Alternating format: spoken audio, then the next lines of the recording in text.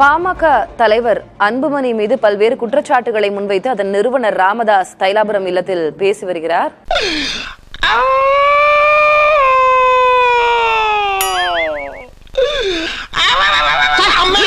அன்புமணி பேசியது நீங்கள் பார்த்திருப்பீர்கள். என்னடா நான் தப்பு பண்ணேன்? என்ன நான் தப்பு பண்ணேன்? நானும் பார்த்தேன், நாடும் பார்த்தேன். ஊரே ஒண்ணு சேர்ந்து காரி துப்புதுடா. நான் என்ன குற்றம் செய்தேன்? ஏன் எனக்கு இந்த பதவி நீக்கம்? ஏன் நான் மாற்றப்பட்டேன்?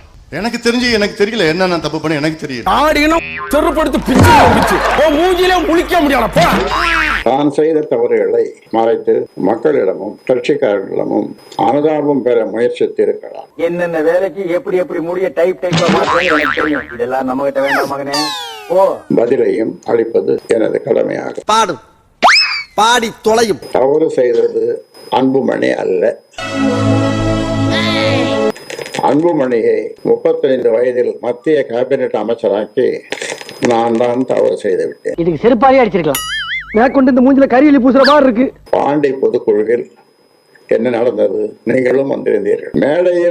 மேடை நாகரிகம் கருதாமல் அனைவரின் முன்பும் காலை ஆட்டிக் கொண்டிருந்தது சரியான செயலா? என்ன நீ 12 கப்பல் வியாபாரம் பண்ற? உனக்கு நான் மரியாதை கொடுக்கணும். மைக்கை தூக்கி என் தலையில் போடாத குறையாக டேபிளில் வீசியது சரியான செயலா? அத்தனை பேர் முன்னாடி என் மூஞ்சில கரிய பூசிட்டியாடா. ஆல்ரெடி உன் ஃபேஸ் கரி பூசின மாதிரி தானடா இருக்கு. வாய் மூடுறா. 4 சுவற்றுக்குள் பேசி முடிக்க வேண்டிய விஷயத்தை நடுவீதிக்கு கொண்டு வந்தது யார்? இப்ப அதுக்கு என்னன்றே 18 பட்டி பஞ்சாயத்தையும் கூட்டி அதுல உன்னை நிக்க வச்சு கிழிச்சு பண்றேன். பஞ்சாயத்துல துணி கடையா வச்சிருக்காங்க கிழிக்கிறது. அழகான ஆளுயர கண்ணாடி என்ற கட்சியை ஒரே நொடியில் உடைத்து நொறுக்கியது யார்? இதாண்டா நீ சம்பாரிச்ச சொத்து. இந்தாடா உனக்கு பாதி எனக்கு பாதி. கட்சியை ஒரு நொடியில் உடைத்ததை உலகம் முழுவதும் உள்ள ஆண்டவர்களும் சான்றோர்களும் அன்புமணி இன்னும் பக்குவப்படவில்லையே என்று பெரிதும் வருந்தினார்கள். நாட்டை கெடுத்து போது காட்டையும் கெடுக்காது. வீட்டை பத்திரமா பாத்துக்க. அண்ணா சொன்னது போல கடமை, கண்ணியம், கட்டுப்பாடோடு நடத்தினேன். அதற்கு ஒரு களங்கத்தை அன்புமணி ஏற்படுத்தி விட்டார்.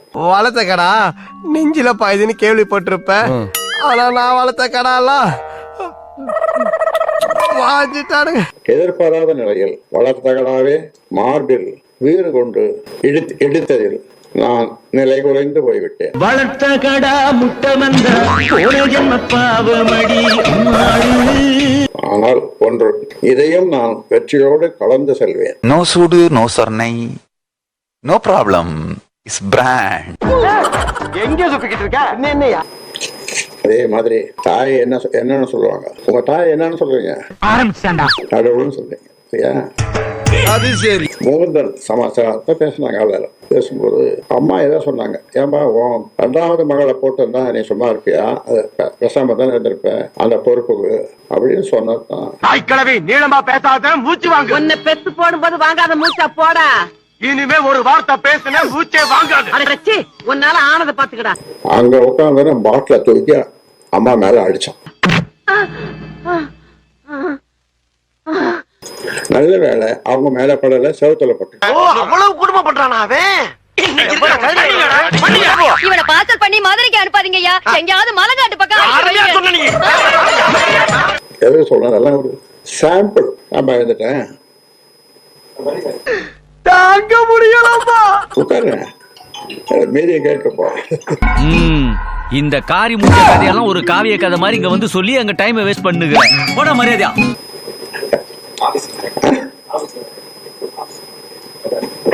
எல்லாத்தையும் கேட்டுப்போம். அவனை செத்தங்கடா. அவன் உங்ககிட்ட மாட்டலடா. நீங்க தாண்டா அவங்கிட்ட மாட்டிருக்கீங்க. இதை கேளுங்க பத்திரிகை நண்பர்களே, இதை கேளுங்க, கொஞ்சம் கூர்ந்து கேளுங்க, தயவு செய்து கேளுங்க.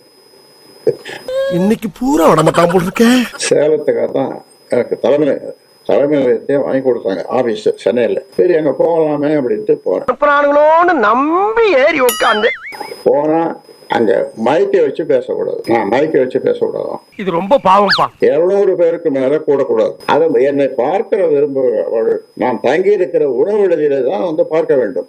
இத்தனை கட்டளைகள் யாருக்கு யாருக்கு? சொட்ட தலையா சொன்னதே என்ன? இந்த கட்சியை ஆரம்பிச்சவனுக்கு, நிறுவனருக்கு போட்ட ஆர்டர். என்ன குடும்பம் பாது? இதுதான் காரி மூஞ்ச குடும்பம். நான் உங்களை கேட்கிறேன், யார் உழைத்து வளர்த்த கட்சி? யாருக்கு கட்டளை இடுவது? தெரியாம தான் கேட்கிறேன். நீ எனக்கு பிறந்தவனோட? அந்த டவுட் எனக்கு ரொம்ப நாளா இருக்குடா டாடி. 95,000 கிராமங்கள் சோறு தண்ணி இல்லாம அத்தனை கிராமங்களுக்கு போய் வந்த கால்கள் என் கால்கள். எதுக்கு? இதுக்கு தாண்டா. இப்படியெல்லாம் காடு மேடு வயல் வரப்பு இரவு நேரங்கள் ஒத்தையடை பாது ஒரு அரிக்கன் லேப புடிச்சுன்னு போவான் ஒருத்தன். இப்படியெல்லாம் வளர்த்தனாங்க. நீ தள்ளி கிழிச்ச காத்துல தள்ளிக்கிட்டு இருக்க. அதே மாதிரி மாவீரன் குருவை நிழல் அறிக்கையின் போதும் நகரங்களிலும் கீழ்த்தரமாக நடத்திய விதம் ஏற்றுக்கொள்ளத்தக்கது அல்ல. அட போயா, நான் ஒரு மொல்ல மாதிரினா நீ ஒரு முடிச்ச வைக்க. இதையெல்லாம் பார்த்த நான் நிர்வாக குழுவிலேயே நேருக்கு நேராக அன்புமணிக்கு தலைமை பண்பு அறவே இல்லை என்று சொன்னேன் என்பது உண்மை. 14 பஞ்சாயத்து வச்சாங்க. எத்தனை பஞ்சாயத்து? முடியல 14 பஞ்சாயத்து எனக்கு வச்சாரு. கட்சியே ஐயா பார்த்துக்கிட்டோம் தோட்டத்துல, நீங்க வெளியில மக்களை பாருங்க. இந்த 14 பஞ்சாயத்துக்காரன் இதுதான் சொன்னேன். ஆனால் இவரு என்ன எதிர்பார்த்தாருன்னா, கேட்டை சாத்திட்டு நான் யாரையும் பார்க்க கூடாது, உள்ளவே இருக்கும். இது வரைக்கும் உங்களுக்கு சொல்லியிருக்கேன் நான். உன்னை நினைச்சா எனக்கு கொஞ்சம் கஷ்டமா தான் இருக்கு. எங்க போய் தங்க போற? இந்த ஊர்ல சத்தம் கூட இல்லையாடா? பொய் கூசாமல் பேசுவார். உனக்கு பிறந்த எனக்கு எப்படி நடக்கும்? அதுல ஒரு 2 பொய்யை மட்டும் சொல்றேன். 108 பேர் மாவட்ட செயலாளர்கள், அதுக்கு 8 பேர் தான் இங்க வந்தான். மீதி 100 பேருக்கு இவரே போன் பண்ணி ஐயா என்னை அடிப்படை உறுப்பினர் வந்து எடுக்க போறான்னு ஒரு பொய் சொன்னதும் அன்னைக்கே நான் செத்து போட்டேன். ஒரு முடிக்கு ஒரு தடவை நீ செத்து இருந்தாலும் இந்நேரம் எத்தனையோ தடவை செத்துருக்கணுமே நைனா. எம்ஜிஆர் பாடுவான் அதுல ஒரு பாட்டு, நான் செத்து பிழைத்த வேண்டாம். அந்த மாதிரி நான் மறுநாள் குறைச்சிட்டேன். உயிரோட இருக்கிறதுக்காக அந்த நீச்சல் குளத்துல போய் நீச்சல் அடிச்சேன். செத்து பிழைச்சிட்டேன். போங்க பாருங்க. எவனுக்கோ சாவு வருது, இவனுக்கு வர மாட்டேங்கிறடா. நேற்று சமூக ஊடக பேரவை கூட்டம். அந்த கூட்டத்துக்கு 6 பேரை வச்சு அடிக்க போறாரு. இது எப்படி இது? கூசாம வந்துடும். நமக்கு யோசிச்சு செய்வோம். பொய்ய நமக்கு வராது. நான் போய் பேசுறது கிடையாது.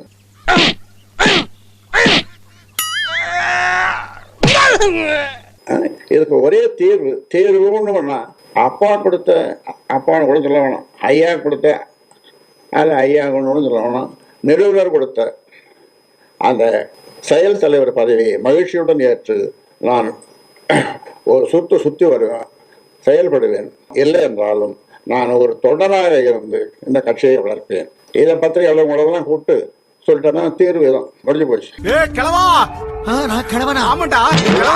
எவ்வளவு டார்ச்சர் பண்ண உன்னை சும்மா விட மாட்டேன்டா, உன்னை சும்மா விட மாட்டேன். நல்ல தீர்வு தானே? இல்ல நல்ல தீர்வு தானே? சொல்லுங்க. இல்ல கடிச்சு விடுவேன் தம்பி, இது நியாயம் இல்லப்பா. நான் அதிமுகவோட கூட்டணி சேரணும்னு சொல்லி இவருக்கு ஒரு கடிதம் எழுதி டைப் பண்ணது. கடைசியில் என் கைப்படவே அந்த கடைசியில் 4 வரி, நீயே எடப்பாடி பழனிசாமி கிட்ட பேசு. அதே மாதிரி பேசினாப்புல எடப்பாடி கிட்ட பேசினார். எடப்பாடியும் நம்ம சி.வி. சண்முகம் கிட்ட சொல்லி சரிப்பா சொல்ற மாதிரி பண்ணிடுப்பா அப்படின்ட்டார். இப்படி அன்னைக்கு அன்று ஒரு நாள் இது பிஜேபி கூட தான் கூட்டணி போகணும் அப்படின்னு சொல்லி அதிமுக கூட்டணி போகக்கூடாது. கதை இப்படி போகுதா? அதிமுக கூட்டணி போயிருந்தா நாங்க ஒரு 3 இடம், நாங்க குறைஞ்சது 3 இடம் ஜெயிச்சிருப்போம்.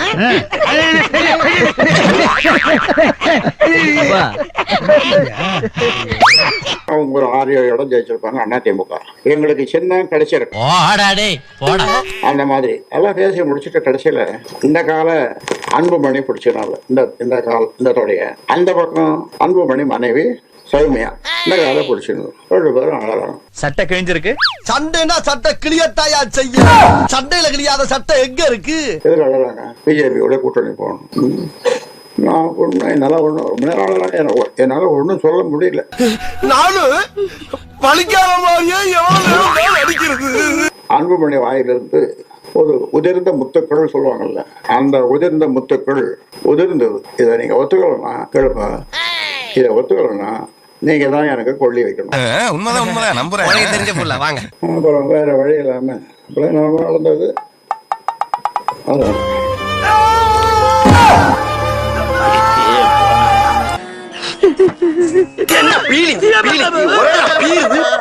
பிஜேபியோட கூட்டணின்றது அண்ணாமலையோட எல்லாம் பேசி எல்லாம் பண்ணிடுது சௌமியா. அக்கா ஆர்டர் போடுறாங்க. மறுநாள் காலையில பார்த்தா பாரத் மாதா கே ஜெய்னு ஒரு கோஷம் அங்க கேட்குது. அண்ணாமலை வந்துட்டாரு காலையில. பெரிய சாப்பாடு எல்லாம் விருந்து காலையில நடக்குது. எனக்கு தெரியாம நடக்குது. ஒரு அசிங்கமாய் போச்சு குமார். உன்னை புள்ளையா பெத்ததுக்கு நான் தூக்க மாட்டிட்டு தொங்கணும்டா. உனக்கு புள்ளையா பிறந்ததுக்கு நான் தான் தூக்கு மாட்டிட்டு தொங்கணும். சொல்லாத.